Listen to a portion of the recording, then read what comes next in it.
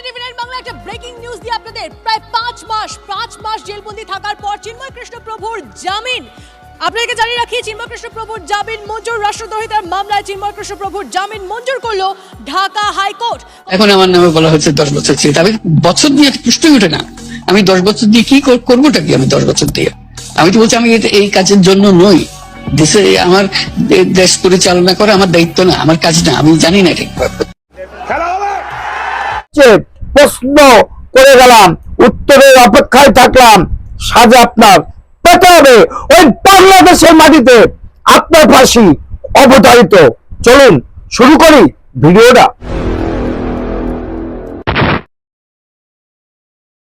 নমস্কার কেমন আছেন?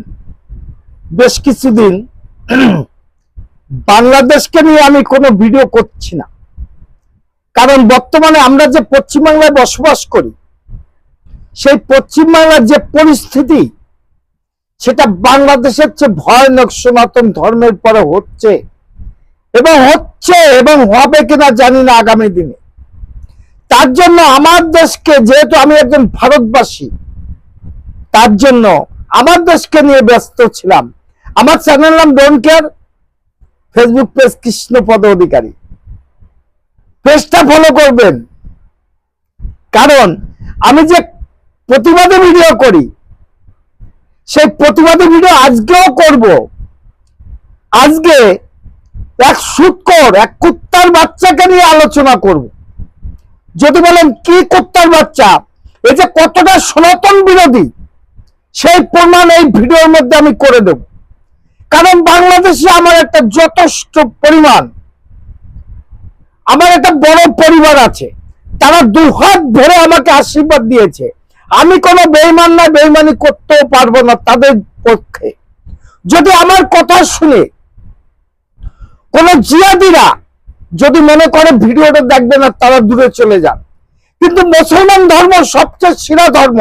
সত্যিকার মুসলমান যারা আছে, ইসলাম ধর্মকে যারা মানে, তারা আমার এই ভিডিওটা দেখবে, এটাই আমি আশা করতে পারি। কারণ বাংলাদেশে যে পরিবার আছে, তার ভিতরে অধিকাংশ আমার ইসলাম ধর্মের মানুষ আমাকে সাপোর্ট করেছে। কারণ আমি কোন ধর্মে, আমি কোন বর্ণে, আমি কোন জাতি, সেই নিয়ে আমি তর্ক করি না। তর্ক করে এটা অন্যায় যেখানে প্রতিবাদ আছে সেখানে। আমাদের চিন্ময় কৃষ্ণ ঠাকুরকে যারা নির্মম ভাবে হত্যার প্ল্যান করেছিল, এবং বাংলাদেশে হাইকোর্ট তাকে জামিনে মুক্ত দেয় দীর্ঘ 5 মাস পরে, কিন্তু ওই মোহাম্মদ ইউনূসের সেটা সহ্য হয় নাই বলে মনে হয় সুপ্রিম কোর্টে যেতে চলেছে কিনা, কি গেছে কিনা জানি না। কিন্তু আমরা পৃথিবীতে যত সনাতন ধর্মের মানুষ আছি, এবং সনাতন ধর্মের মানুষ যার পাশে দাঁড়ানোর কথা, সে হলো বর্তমান চিন্ময় ঠাকুর। তার দিকে আমরা সাপোর্টে আছি, ভালোবাসি। তাই এই বর্তমান সুৎখোর ইউনূসের ব্যাপার কি, সনাতন ধর্মের পরে অত্যাচার কেন হচ্ছে, প্রশ্ন করে গেলাম, উত্তরের অপেক্ষায় থাকলাম, সাজা আপনার পেতে হবে। ওই বাংলাদেশের মাটিতে আপনার ফাঁসি অবধারিত। চলুন শুরু করি ভিডিওটা। আর এই মুহূর্তে টিভি9 বাংলা একটা ব্রেকিং নিউজ দিয়ে আপনাদের প্রায় 5 মাস জেলবন্দি থাকার পর চিন্ময় কৃষ্ণ প্রভুর জামিন আপনাদেরকে জানিয়ে রাখি। চিন্ময় কৃষ্ণ প্রভুর জামিন মঞ্জুর, রাষ্ট্রদ্রোহিতার মামলায় চিন্ময় কৃষ্ণ প্রভুর জামিন মঞ্জুর করলো ঢাকা হাইকোর্ট। কথা বলবো আমাদের প্রতিনিধি সুমন কল্যাণ আমাদের সঙ্গে রয়েছেন। সুমন কল্যাণ, একেবারে দেখো, দীর্ঘদিনের প্রতীক্ষা, এবং এই প্রতীক্ষার জন্য কিন্তু সারা বিশ্বের সনাতনী সমাজ অপেক্ষা করছিল। অবশেষে ঢাকা হাইকোর্ট থেকে জামিন মিলল চিন্ময় কৃষ্ণ দাস মহাপ্রভুর। মানে যে আশঙ্কা দীর্ঘদিন ধরে করা হচ্ছিল, জেলের মধ্যে তিনি বন্দী ছিলেন, তাকে বিনা বিচারে আটকে রাখা হচ্ছিল, এমনটাই কিন্তু জানা যাচ্ছে।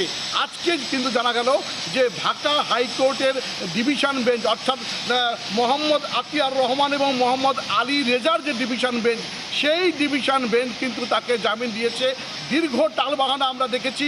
চিন্ময় প্রভুর যখন জামিন জন্য আদালতে যাওয়া হচ্ছে, চট্টগ্রামের আদালত যাওয়া হয়েছিল, সেখানে তাদের উকিল যারা ছিলেন তাদেরকে পৌঁছে দেওয়া হয়নি, তাদের উপর আক্রমণ হানানো হয়েছিল এবং কোনোভাবেই চিন্ময় প্রভুর জামিনের শুনানি যাতে না হয় তার জন্য বারংবার চেষ্টা করছিল একটা মহল। অনেকাংশে কিন্তু বাংলাদেশের এই ইউনিট সুমন, আমি তোমার কাছে আসবো। চিন্ময় প্রভুর আইনজীবী রবীন্দ্রনাথ ঘোষ এই মুহূর্তে আমাদের সঙ্গে রয়েছেন। রবীন্দ্রনাথ বাবু, এই যে যদি জামিন দিলই ঢাকা হাইকোর্ট, তাহলে এই 5 মাসের টালবাহানা কেন, আপনার কি মনে হয়? জামিন দিয়েছে এটা আমি শুনেছি। আমি তো এখন এইমস হসপিটালে আছি, আমি সব খবর জানতে পাচ্ছি। জামিনটা দিয়েছে, তবে এই শর্তে এটা আবার সরকার শুনলাম এটা সুপ্রিম কোর্টের অ্যাপিলেট ডিভিশনে গেছে এই অর্ডারের এগেইনস্টে। আপনার কি মনে হয় যে এই জামিনটা আগেও পাওয়া সম্ভব ছিল, চাইলে দেওয়া যেত? চাইলে তো there is a reason to grant the bail as per law. এই মুহূর্তে দাঁড়িয়ে আপনাদের পরবর্তী পদক্ষেপ কি হবে? সুপ্রিম কোর্টে যদি গভর্নমেন্ট যায় আবার, তাহলে সেখানে লড়াই করতে হবে আবার। রবীন্দ্রনাথ বাবু, আমরা শুনেছিলাম চিন্ময় কৃষ্ণ প্রভু তিনি অসুস্থ হয়ে পড়েছিলেন, এখন কেমন আছেন তিনি?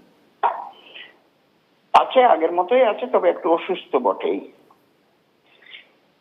জেল মুক্তি কবে হবে সেটা নিয়ে কি কোনো স্পষ্ট ধারণা আপনি পাচ্ছেন? ওই যে বললাম না, ওই যে ওনারা সুপ্রিম কোর্টের অ্যাপিলেট ডিভিশনে এই বেল হওয়ার এগেইনস্টে ওরা সুপ্রিম কোর্টের অ্যাপিলেট ডিভিশনে অ্যাপ্লাই করেছে যাতে বের হতে না পারে।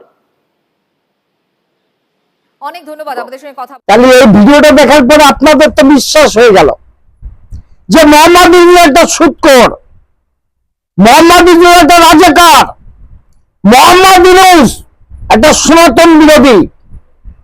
তার সিদ্ধি লাভ করার জন্য এই শেখ হাসিনার প্রতি যে ষড়যন্ত্র করেছে বাংলাদেশের জনগণ নিখাত মোহাম্মদ ইউনূসকে ক্ষমা করবে না। আমরাও জানি যে আমরা ভারতবর্ষে থাকি, সেখানে দাঁড়িয়ে এই মোহাম্মদ ইউনূস ক্ষমার যোগ্য নয় বলে গেলাম। এই ভিডিওর মধ্যে যেটা দেখিয়েছি আপনারাও বুঝে নিয়েছেন, বাংলাদেশের জনগণও বুঝে নিয়েছে এবং পৃথিবীতে যত সনাতনী আছে তারাও বুঝে নিয়েছেন যে মোহাম্মদ ইউনূস যে একটা সনাতন বিরোধী প্রমাণ করে দিলাম এই ভিডিওর মধ্যে। যদি ভিডিওটা ভালো লাগে লাইক শেয়ার কমেন্ট করবেন। আমার চ্যানেল নাম don't care, Facebook page Krishnapada Adhikari. সকলের কাছে বিদায় নেওয়ার আগে একটু আশীর্বাদ চেয়ে নিচ্ছি আপনাদের তরে, আপনাদের কাছে কণ্ঠ আছে যতদিন, প্রতিবাদ ততদিন। Madam, when sorry.